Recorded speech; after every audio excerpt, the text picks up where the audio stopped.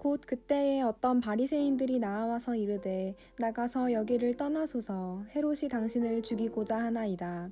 이르시되 너희는 가서 저 여우에게 이르되 오늘과 내일은 내가 귀신을 쫓아내며 병을 고치다가 제3일에는 완전하여지리라 하라. 그러나 오늘과 내일과 모레는 내가 갈 길을 가야 하리니 선지자가 예루살렘 밖에서는 죽는 법이 없느니라. 예루살렘아 예루살렘아 선지자들을 죽이고 내게 파송된 자들을 돌로 치는 자여 암탉이 제 새끼를 날개 아래에 모음같이 내가 너희의 자녀를 모으려 한 일이 몇 번이냐. 그러나 너희가 원하지 아니하였도다. 보라 너희 집이 황폐하여 버림바 되리라. 내가 너희에게 이르노니 너희가 주의 이름으로 오시는 이를 찬송하리로다 할 때까지는 나를 보지 못하리라 하시니라. 아멘. 할렐루야. 오늘도 주님 말씀 통해서 은혜 있기를 축복합니다. 오늘 말씀의 제목은 내가 갈 길을 가야 하리니 라고 33절에 중간에 나와 있는 말씀의 제목으로 선택해 보았습니다. 오늘 본문의 배경은 그렇습니다. 예루살렘을 향해서 올라가시던 예수님이 이 동네 저 동네를 다니시면서 하나님 나라 복음을 전하고 계실 때에 그때 만났던 사람들의 여러 가지 정황들이 앞에 있었는데 큰 줄거리는 바로 이 외식하는 모습들에 대한 것이 그 주를 이루고 있었고요. 그래서 정말로 중심으로 하나님을 섬기는 사람으로 돌아오기를 원했던 예수님의 간절한 마음을 볼 수 있었죠. 그래서 오늘 본문에 31절은 이렇게 시작하고 있습니다. 곧 그때에 어떤 바리새인들이 나가서 여기를 떠나소서 헤롯이 당신을 죽이고자 하나이다. 이렇게 말하는 어떤 한 상황을 배경으로 시작합니다. 언뜻 보면 예수님을 위해서 하는 듯한 이게 보이죠. 우리들은 예수님이 다른 마태복음이나 마가복음 이제 요한복음 이런 복음서들에서 보면 예수님의 모습을 인간으로서의 예수님의 모습을 보기 상당히 힘들고 또한 그가 말씀하셨던 그 표현력이나 이런 것들을 통해서 볼 수 있는 부분이 누가복음과는 상당한 차이를 가지고 있는데요. 오늘 본문도 약간 그런 느낌이에요. 왜냐하면 앞에서 바리새인들이 나와서 이렇게 말하고 있는데요. 예수님의 하시는 그 대답이 우리의 시선을 상당히 끄는 거죠. 왜냐하면 너희는 가서 저 여우에게 이르되 이렇게 말씀하셔요. 그러니까 헤롯을 보고 뭐라고 얘기한 거죠? 여우라고 얘기한 거예요. 그러니까 그 당시 헤롯은 누굽니까? 그 지역을 다스리고 있는 일종의 대표죠. 뭡니까? 왕 같은 역할을 하고 있잖아요. 그 지역을 다스리고 있는 왕을 향해서 여우다 이렇게 말할 수 있는 것은 상당히 비판적인 시각을 가지고 있다는 걸 볼 수 있죠. 뭐에 대해서? 그 사회에 대해서. 사회에 대해서 굉장히 비판적인 시각을 가지고 있는, 지금 우리 식으로 표현하자면 어떻게 보면 약간 데모 주동꾼 같은 느낌? 그런 느낌을 느끼게 할 수 있는 표현들인 거잖아요. 예수님이 그냥 유순한 말씀들로서 백성들을 가르쳤던 것이 아니라 그들의 속을 파고들 수 있는 어떤 그러한 표현들을 사용하셨던 걸 오늘 본문을 통해서 볼 수 있어요. 그들의 중심을 향해서 선포하는 그 메시지의 어떤 방향성 이런 걸 볼 수 있는 거죠. 거기에 모여있는 사람들이 저 여우에게 가서 말해라 이렇게 했을 때 그 사람들이 느꼈을 그 충격 같은 것은 우리는 잘 모를 거예요. 그렇지 않을까요? 네. 그 시대의 그 사회 분위기가 어떤 분위기였었고 그런 걸 갖다 사실 우리는 정확히 모르잖아요. 네. 중요한 것은 우리가 오늘 본문을 통해서 알아야 하는 것은 그런 그 사회 배경이 어땠고 그런 것이 중요한 게 아니라 그것을 통해서 여기 오늘 본문을 통해서 주님이 말씀하고자 원하셨던 바 그게 중요한 건데 예수님은 저 여우라는 표현을 통해서 그 헤롯의 본질을 설명하고 있는 거죠. 헤롯이 어떤 사람인지 그의 본질을 정확하게 꿰뚫어 보심을 나타내 보여주고 있는 거라고 저는 믿습니다. 하나님은 하나님의 아들로 이 땅에 오셨던 예수님은 그 자리에 있는 사람들의 중심을 정확히 꿰뚫어 볼 수 있는 힘이 있었어요. 그래서 그 자리에 모여 있는 사람들을 향해서 여기 지금 뭐라고 합니까? 헤롯이 당신을 죽이려고 합니다. 이렇게 말한 것은 그 의도가 뭐였겠어요? 정말로 예수님을 위해서 이런 말을 했을 수도 있겠지만 바리새인들과 그 사람들의 그 저의가 어디에 있었냐면 예수님을 더 높여주겠다 이런 의도는 전혀 없는 사람들이었고 그를 살려줘야 되겠다 이런 생각은 더 없는 사람들이었죠. 왜? 얼마 지나지 않아서 예수를 십자가에 못 박을 사람들이 그렇게 했을 거라고 생각하지는 않아요. 그러니까 이 말씀은 헤롯이 당신을 죽이고자 하니까 여기를 떠나소서라는 말은 헤롯을 빌려서 사실은 당신 말 듣기 싫으니까 이제 딴 데로 가라 이런 말인 것처럼 들리는 거죠. 저한테는. 여러분들은 어떻게 보이십니까? 네. 사실 예수님을 받아들이고 싶었다면 어떻게 했어야 돼요? 여기를 떠나소서라고 말할 것이 아니라 좀 더 머물러 주세요. 이렇게 했어야 되는 거죠. 그러니까 당신에게 위험이 오더라도 우리에게 조금 더 있어 주세요. 이렇게 했어야 돼요. 왜냐하면 사람들은 다 나를 중심으로 살아가잖아요. 그럼 내가 정말로 주님이 필요했으면 주님 여기에 머물러 주세요. 이렇게 했어야 된다는 거죠. 근데 그러기 때문에 이 사람들의 본심은 뭐예요? 본심은 당신 말씀 듣기 싫다는 거죠. 당신이 하는 것이 보기 싫다. 이런 관점이 훨씬 더 크다라고 저는 느껴집니다. 그리고 그것이 아마 외식하는 그 사람들의 어떤 상태를 잘 표현하고 있는 거라고 믿습니다. 예수님은 그 상태, 그 사람들의 상태를 보기 때문에 정확하게 누구도 여우지만 누구도 여우라고요? 헤롯도 여우지만 당신들도 뭐 버금가지 않는다. 이런 느낌의 뉘앙스를 가지고 지금 강력하게 말하고 있는 거예요. 그러니까 우리가 편하고 유순한 상대들에게는 편하고 유순하게 말을 하지만 그렇지 않고 적대 상태에 있는 그런 사람들에게는 더 표현이 강력하게 된다는 걸 알 수 있죠. 그죠? 약간 예수님의 지금 말씀하시는 분위기는 그런 느낌이라고 저는 믿습니다.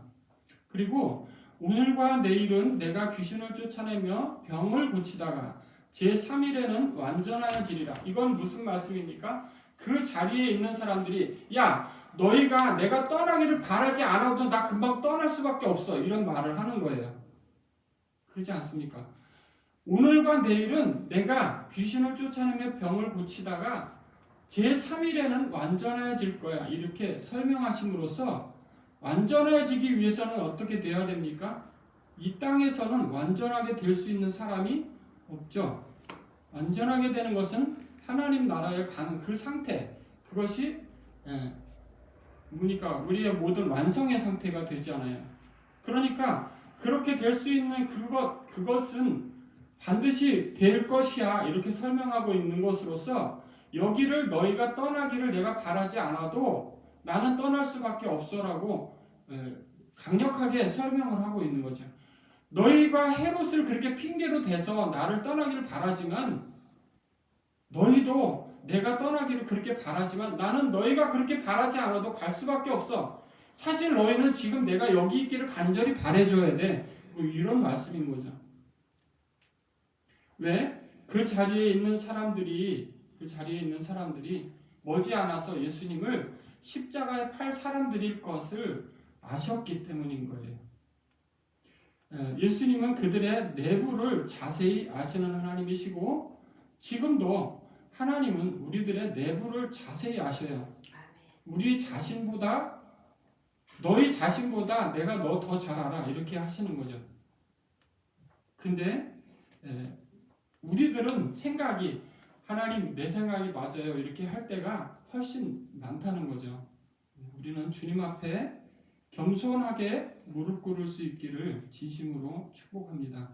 이 말씀을 들었을 때 그 자리에서 이 사람들은 어떻게 했어야 제대로 된 신앙인이냐면 그렇습니다. 우리가 정말 그런 이상한 마음을 가지고 이런 말씀을 드렸네요. 이렇게 하면서 겸손하게 무릎을 꿇었어야 돼요. 근데 이 사람들 전혀 어떻게 했다는 말이 나오지 않아요. 그것은 이 사람들이 이 예수님의 말씀을 들으면서도 그게 무슨 말인지 몰랐을 수도 있고, 그게 무슨 말인지 알면서도 더 반감을 갖는 상태로 흘러갔을 수도 있죠. 이 말씀의 결론이 어떻게 됐는지는 나오지 않았기 때문에 모르지만요, 그 뒤에 계속 이어지는 본문들의 내용으로 보아서 예수님에게 더 가까이 다가간 사람이 있을 확률은 상당히 적다는 겁니다. 왜? 이렇게 강력한 어조로 반대하는 사람을 수용하는 자세로 사람이 돌아서기 되게 힘들어요. 그렇잖아요? 뭔가 우리가 반대적인 감정을 가지고 있을 때도 좀 유화적인 표현을 써서 이렇게 하면 아주 소수의 사람들은 그런가? 이렇게 할 수 있겠죠.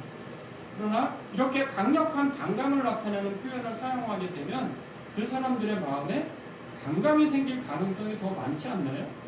근데 굳이 예수님은 이렇게까지 강력하게 표현하시면서 그들의 속을 깨트리기를 원하셨던 건데, 그것을 그 자리에서 그 효과를 보았던 사람들이 아주 소수 있을 수는 있겠죠. 왜? 이 나중에 예수님이 그 십자가 지고 죽으셨을 그 다음에도 보면 바리새인들 중에 아주 소수는 예수님 편에 서 있는 사람들이 있거든요. 그죠? 그렇기 때문에 이런 본문의 말씀들을 통해서 볼 때 아주 극소수의 사람들은 그들의 마음에 씨앗이 심겨졌을 수도 있습니다. 그러나 대부분 그 전체적인 분위기는 반감을 더 강화하는 편으로 흘렀을 거라고 저는 생각해요. 그리고 오늘 이 본문 말씀, 여기에서 우리가 아주 중요하게 알아야 되는 한 가지가 있다면 33절, 오늘과 내일과 모레는 내가 가야 할 길을 가야 된다, 이렇게 설명하셨어요. 이게 뭐냐면 지금 이제 남은 날이 얼마 안 남은 거예요. 이 땅에 공생의 사역을 해야 되는 기간이 그렇게 많이 남지 않으셨을 때인 거예요. 지금 여기가 어디로 가고 있는 길이었죠? 예루살렘을 향해서 가고 있는 길이었죠. 그래서 예루살렘을 향해서 가고 있는 그 길이 얼마 안 되는데 예수님의 마음은 사실 저는 급했을 거라고 생각해요. 왜? 내가 이제 이 땅에 있을 날이 얼마 남지 않았는데 이 사람들이 받아들이는 모습은 전혀 기대 밖의 모습들을 보이고 있기 때문이겠죠. 예수님은 내가 갈 길을 가야 한다라고 말씀하셨을 때 그 마음이 상당히 힘들고 슬프셨을 것 같아요. 여러분들은 어떻게 보십니까? 내가 갈 길을 가야 하리니, 우리들도 사실은 내가 어떤 길을 가야 된다라고 결정돼서 그 길을 걸어갈 때 그 길이 마냥 행복하고 기쁘지만은 않잖아요. 예수님도 그 무거운 앞으로 있어질 제3일에 지나면 완전하게 되려면 그 겪어야 되는 과정들이 있잖아요. 그 과정들을 생각하고 그 과정들에 대해서 알고 있는데 그게 안 무거웠겠냐고요. 그렇지 않죠. 그런데 내가 갈 길을 가야 한다, 오늘과 내일과 모레는, 이렇게 설명하심으로써 이제 며칠 남지 않았다는 것을 암시하고 계시는 거죠. 그러면서 선지자가 예루살렘 밖에서는 죽는 법이 없느니라, 이렇게 말씀하십니다. 참 슬픈 일이에요. 그죠? 하나님이 정말로 아주 역사적 오래전부터 선택하셔서 그들을 도우시고 그들을 살피시고 아브라함의 후손들로부터 계속 수백 년 동안 지켜오셨잖아요. 그 예수님 때까지 무려 2000년 가까이 흘러가고 있는 그 세월 속에 하나님이 그들을 보살핀 그게 있는데, 그 예루살렘에서 밖에 선지자가 죽는 법이 없대요. 이거는 너무나 통탄할 일이죠. 하나님 보실 때는. 선지자가 예루살렘 밖에서는 죽는 법이 없느니라. 이 말씀은 우리가 굉장히 주의 깊게 생각해야 될 일이에요. 왜냐하면 마지막 시대, 종말의 때에도 정말로 어떤 사람들 때문에 종말의 때에 오시는 주님을 받아들이지 못하냐면 바로 배교한 교회 때문이에요. 사랑하는 성도 여러분, 마지막 시대를 살아가는 우리들이 정말 중요하게 생각해야 하는 게 있는데요. 교회 정말 중요합니다. 그러나 배도한 교회가 될 때 거기는 멸망의 길이 거기 있어요. 그게 중요한 거예요. 예루살렘 밖에서는 선지자가 죽는 법이 없다라는 말씀은 종말의 때에도 유효한 일일 거예요. 마지막 시대에 올바른 하나님의 편에 서 있는 교회에 속한다는 것은 정말 중요한 일이에요. 마지막 시대를 살아갈수록 더 무엇을 정확히 알아야 하냐면 하나님의 말씀을 정확히 알아야 해요. 그래서 말씀에서 떠나지 않는 것, 그것이 바로 신앙을 지키는 거예요. 그것이 아주 중요한 일이에요. 예수님은 오늘 본문 통해서 33절, 34절 우리 한번 같이 읽어보겠습니다. 예루살렘아, 예루살렘아, 선지자들을 죽이고 내게 파송된 자들을 돌로 치는다여 안팎이 제 새끼를 날개 아래에 모음같이 내가 너희의 자녀를 모으려 한 일이 몇 번이냐. 그러나 너희가 원하지 아니하였도다. 보라, 너희 집이 황폐하여 버림바 되리라. 내가 너희에게 이르노니 너희가 주의 이름으로 오신 이를 찬송하리로다 할 때까지 나를 보지 못하리라 하시니라. 아멘. 이렇게 말씀하셨어요. 즉 중요한 두 가지 주안점이 있는데 하나는 너희 집이 황폐하여 버림바 되리라는 거예요. 왜 너희 집이 황폐하여 버림바 되리라 말씀하셨을까요? 그것은 선지자들을 죽이고 내게 파송된 자들을 돌로 쳤기 때문에요. 그 결과로 너희 집이 황폐될 것이라는 거예요. 하나님이 그 자녀들을 모아서 하나님의 나라를 만들고 싶으셨는데 그것을 하기 위해서 보냈던 선지자들과 파송된 자들을 돌로 쳤기 때문에 그들은 다 어떻게 됐겠어요? 죽었겠죠. 즉 무엇을 암시하시는 거냐면 예수님이 죽으실 것을 암시하고 있는 말씀이죠. 그렇기 때문에 너희는 반드시 어떻게 될 거야? 너희 집이 황폐하여 버림바 될 거야. 이렇게 말씀하시는 거예요. 사실 이 말씀은 역사적으로 그대로 이루어졌죠.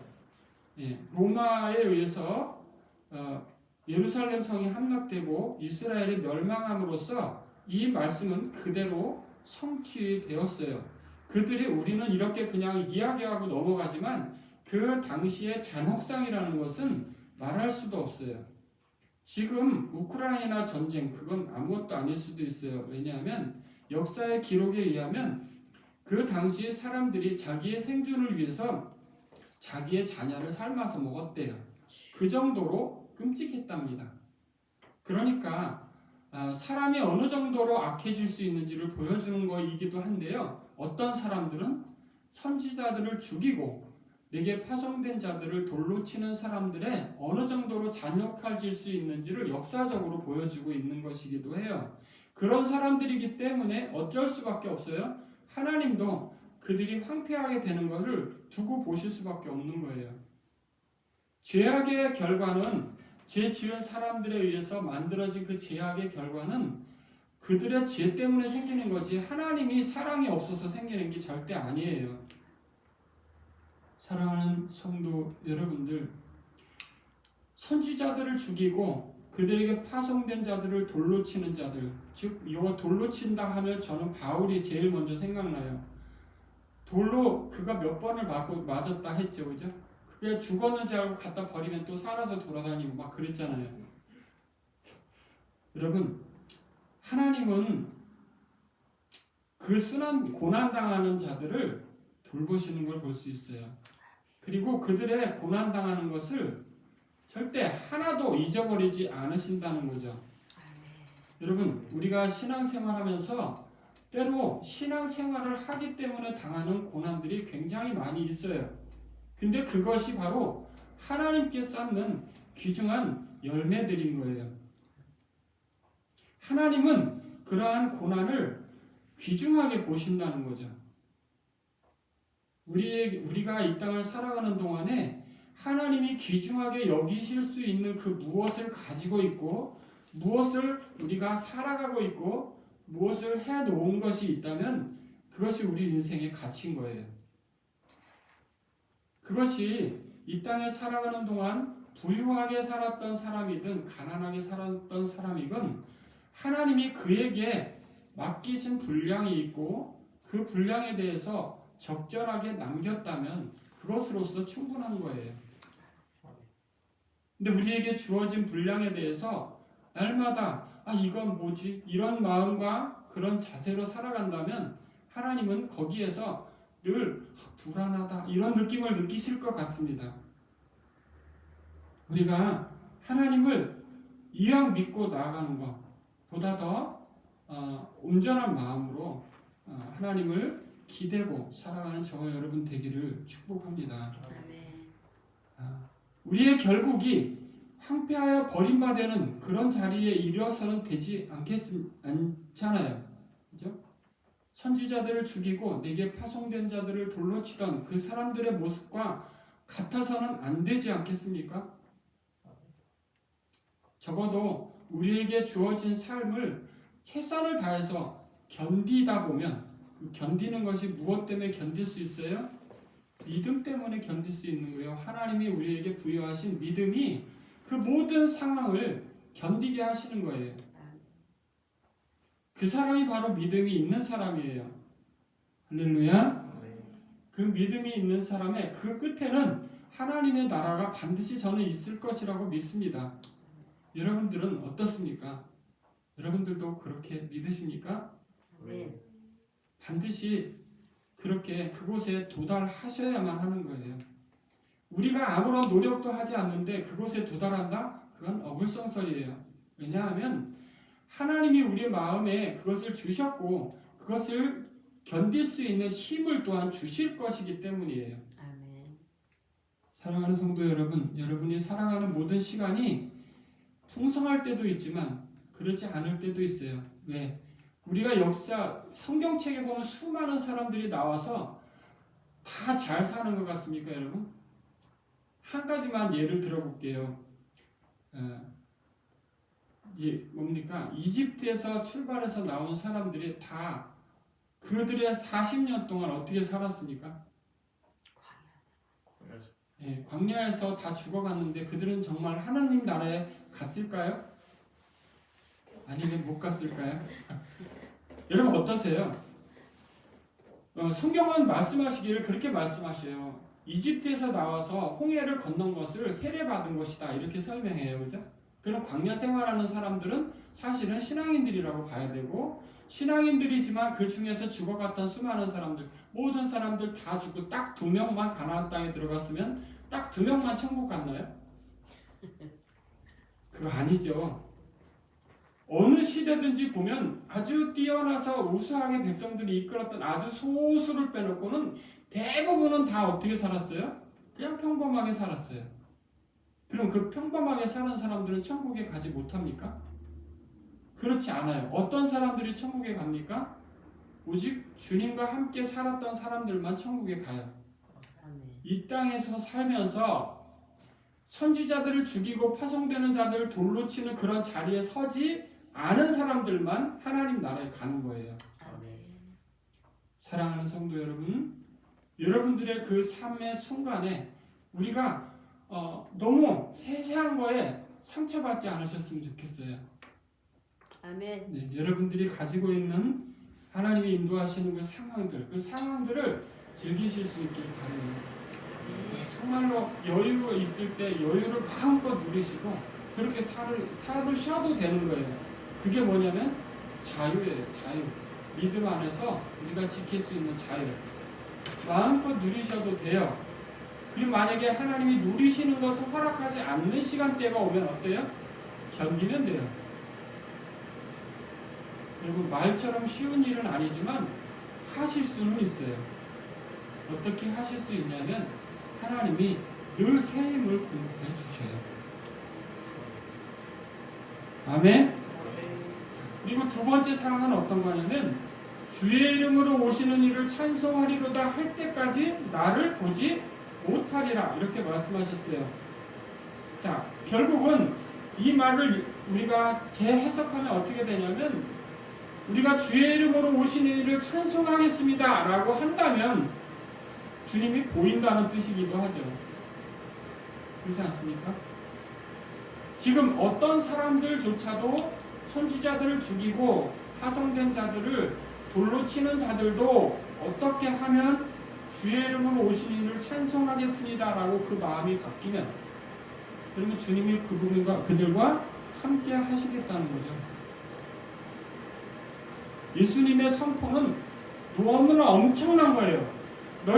너희들처럼 나를 십자가에 못 박고 죽일 사람들이지만 돌아오면 내가 받아주겠어 라는 선포인 거예요.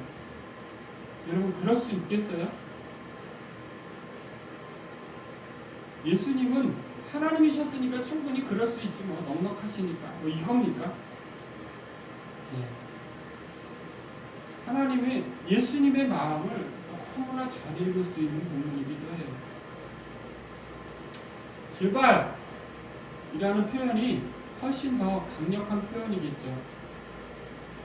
선지자들을 죽이고 파송된 자를 돌로 치는 그 자리에 너희는 제발 있지 마 라는 의미일 거예요. 그리고 그렇게 하지 말고 오히려 어떤 자리에 있길 바라시는 거예요? 네. 주의 이름으로 오시는 이를 찬송하겠다는 그 자리에 들어가기를 원하시는 거겠죠. 여기서 주의 이름으로 오시는 이는 누구겠어요? 당연히 예수님이겠죠. 자, 내가 예수님을 찬송하겠습니다. 그 돌로 치는 사람들이 찬송하겠습니다 되겠습니까? 전혀 될 수 없는 상황이에요. 근데 그 사람들에게 이렇게 말하면 이게 씨알 맥히겠습니까? 여러분들, 이 시대 수많은 사람들이 살아가지만 길거리에 나가서 복음을 전해보면 너나 잘 믿으세요 하는 사람이 거의 반절은 넘어요. 그리고 그냥 받아가지만 그래요 이렇게 하는 분들이 또 그 반절이에요. 전도지 같은 거 이렇게 받아서 가서 자세히 살펴보는 분들이 얼마나 될 것 같습니까? 중요한 것은 그것을 받아서 가서 읽어보는 사람들은 하나님이 그를 이미 마음을 움직인 사람들만 그렇게 한다는 거예요. 정말 놀랍지 않습니까? 하나님이 그 마음을 움직이지 않으면 절대 안 생긴다는 거예요. 뭐가? 주의 이름으로 오시는 그분 예수님을 찬송할 마음이 절대 안 생긴다는 거예요.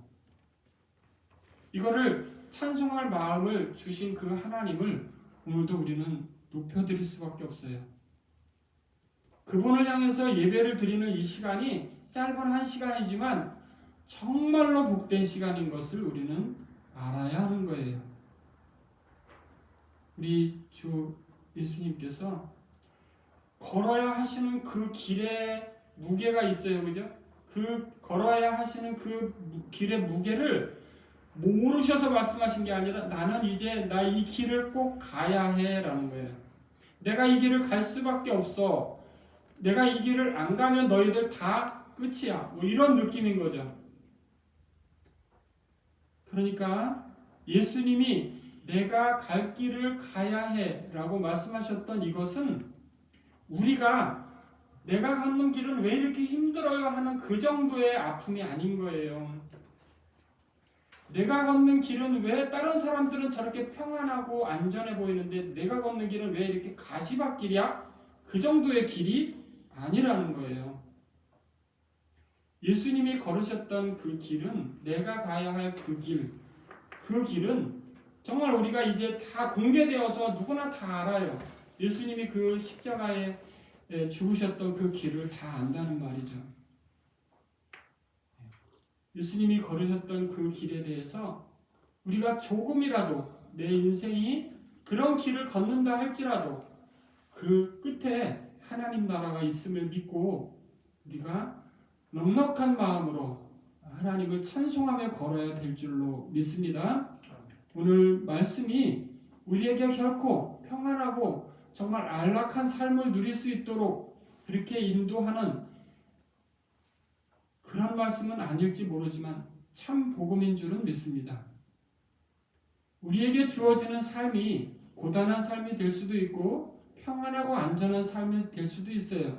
그러나 그 모든 순간에 하나님이 함께 하십니다. 임마누엘의 주님이 또 한 주간 저와 여러분들 가정의 삶에 함께 하시기를 주의 이름으로 축복합니다. 아멘. 기도하겠습니다. 거룩하신 주님, 오늘도 우리의 주님을 찬송합니다. 아버지, 우리들의 걸어가는 이 길의 끝에 주님의 나라가 있음을 믿습니다. 하나님, 오늘도 주님이 말씀하시길 내가 갈 길을 가야 하리니라고 하셨던 것처럼 우리에게 주어진 이 길을 정말로 끝까지 걸을 수 있도록 힘을 공급하여 주시옵소서. 예수님의 이름으로 기도합니다. 아멘. 아멘.